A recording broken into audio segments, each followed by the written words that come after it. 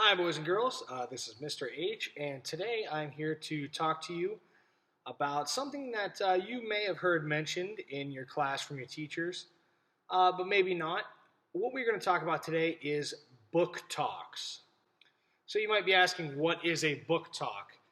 Well, a book talk is something that we do to try to get other people interested or wanting to read the book that we're going to talk about or share with the class.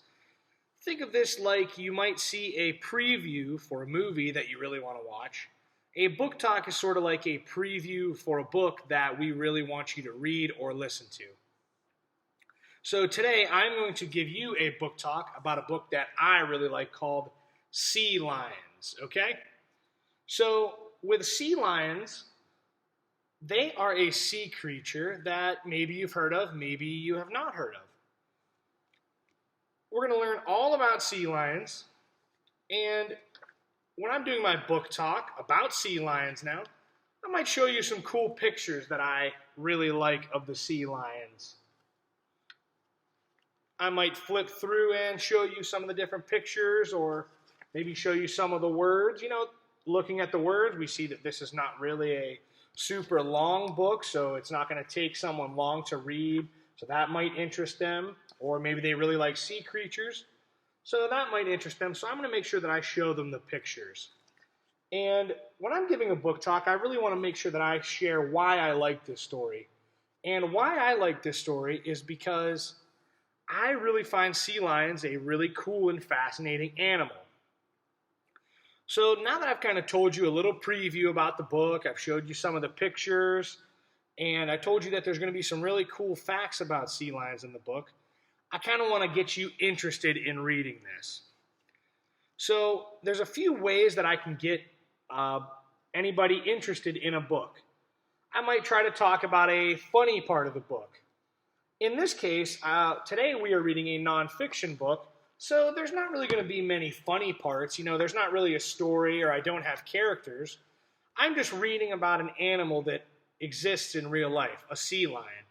I've showed you a lot of pictures. That's another good way that I can get you interested in our book. I might ask you a question, and for the case of sea lions, I think that really applies here.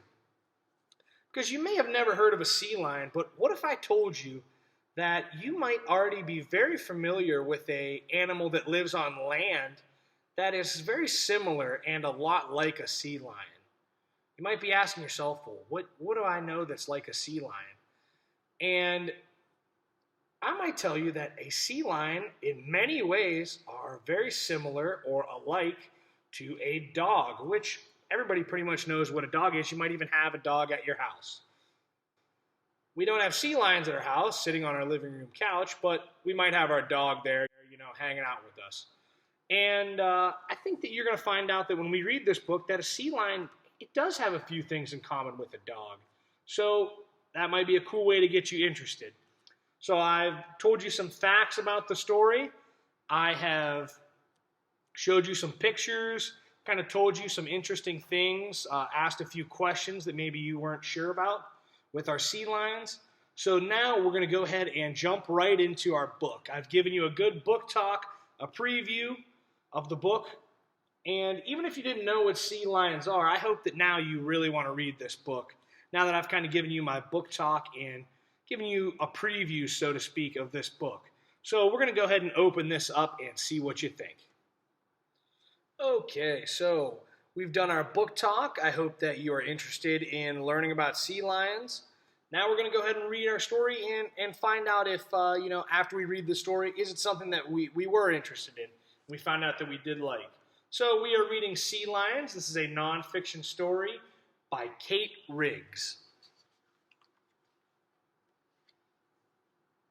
We know it's a nonfiction story. Here's one of the things we have. This is our table of contents, which we'll learn more about later. But this kind of shows us what we are going to read about. And when I'm giving a book talk, this might be another thing that I go ahead and show to the boys and girls. Just to kind of show them, here's some different things that you might read about in the story. Hello, sea lions. Sea lions are ocean animals. They have flippers for feet.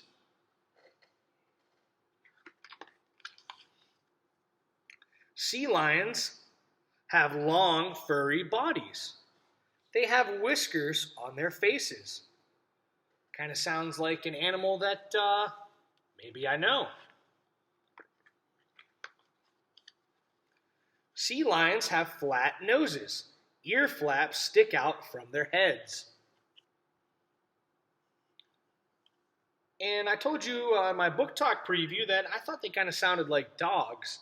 And one of the reasons I said that, I have a dog. He has a long, furry body. He has whiskers. And actually, this kind of looks a lot like my dog here. So they do kind of have, even though one is a land creature and one is a sea creature, they kind of do have some similarities or things that are alike.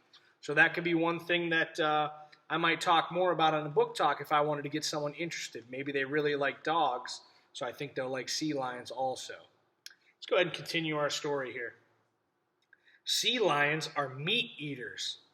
They catch fish.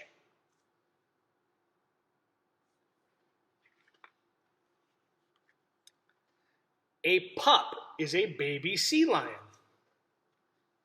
Pups live with their mother on a beach.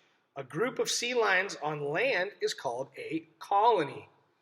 And this is another key fact that I thought kind of made sea lions similar to a dog. Both of their babies are called pups or puppies. Just another thing that I might want to bring up if I want to get someone interested in this book. Sea lions swim and swim. They rest on a beach.